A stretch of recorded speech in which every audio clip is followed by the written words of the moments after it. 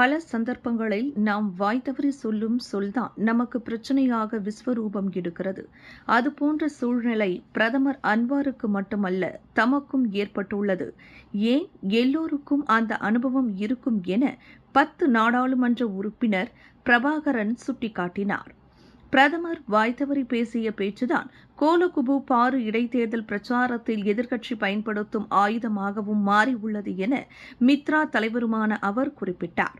அதேவேளை மற்ற சமூகத்தின் சிறப்பு உரிமைகளை பற்றி இந்திய சமூகம் எந்தவொரு சூழ்நிலையிலும் பொறாமைப்பட வேண்டிய அவசியமில்லை. மாறாக சொந்த காலில் நின்று கடுமையாக உழைத்து நாட்டுக்கும் வீட்டுக்கும் பெருமை சேர்த்த வெற்றி சமூகம்தான் இந்தியர்கள் என நினைவூட்டினார். அண்மையில் தொலைக்காட்சி ஒன்றுக்கு வழங்கிய நேர்காணலில் பிரதமர் டத்தோ ஸ்ரீ அன்வார் இப்ராஹிம் பூமி புத்ராக்களுக்கு வழங்கப்படும் சிறப்பு உரிமையை பற்றி இந்திய சமூகம் பொறாமைப்பட வேண்டாம் என பேசியிருப்பதை பிரபாகரன் சுட்டிக்காட்டினார். அந்த பேட்டி கிட்டத்தட்ட 1 மணி நேரம் இடம்பெற்றது என்றும் அதில் பல நல்ல விஷயங்களை பற்றி அவர் பேசினார். அதையெல்லாம் விட்டுவிட்டு பொறாமைப்படுகிறார்கள் என்ற வார்த்தையை மட்டும் அனைவரும் பேசுகின்றனர். என்னை பொறுத்தவரையில் பிரதமரின் பேச்சு குறித்து கருத்துரைக்கவோ மறுக்கவோ விரும்பவில்லை.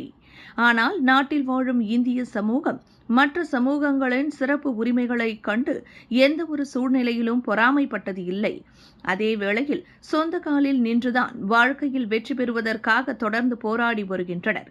இதனை யாராலும் மறுக்க முடியாது என இங்கு சிரம்பானில் நெகிரி செம்பிலான் இந்திய வர்த்தகம் மற்றும் தொழிலியல் சங்க நிகழ்ச்சி ஒன்றில் செய்தியாளர்களுடன் நடத்திய சந்திப்பு கூட்டத்தில் பிரபாகரன் அவ்வாறு பேசினார்.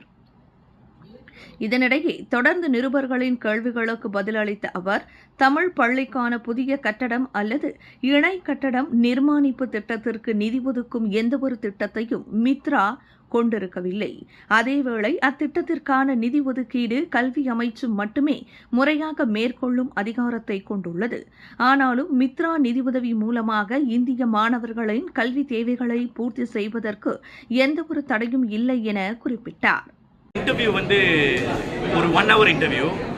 அதில் அவர் நிறைய நல்ல விஷயம் சொல்லியிருந்தாரு, நிறைய புது திட்டங்கள் சொல்லியிருந்தாரு. அதில் எதிர்கட்சி அந்த ஒரு பாயிண்ட்டை தான் எடுத்து அடித்தாங்க. ஆனால் அவர் அது சொன்னது நான் இங்கே ஜஸ்டிஃபை பண்ண விரும்பலை. என்னை பொறுத்த வரைக்கும் இந்தியர்கள் ஆத்திரமாகவும் ஆகலை, ஜலசாவும் ஆகலை. பட் என்னன்னா அரசாங்கம் மூலியமாக இந்திய மக்களுக்கு நிறைய நல்லது நடந்துக்கிட்டு இருக்கு. தமிழ் ஸ்கூல் கட்டுற விஷயமா இருந்தாலும் சரி, தமிழ் பள்ளிக்கூடத்துக்கு டானா தம்பாஹான் 30 ஜூத்தா, அப்புறம் நிறையா இந்த தெக்குன் டானா இன்க்ரீஸ் பண்ணது, அப்புறம் அமனா இத்தியா, அப்புறம் 2 யூனிவர்சிட்டி மலாயாக்கு 2 மில்லியன் கொடுத்தது, தமிழ் படிப்புக்கு முக்கியத்துவம் கொடுத்தது பிரதமர் தான். அதை நம்ம அப்ரிஷியேட் பண்ணுவோம். ஸோ இந்திய மக்கள் ஆத்திரமாகவும் ஆகலை, ஜெலஸாகவும் ஆகலை.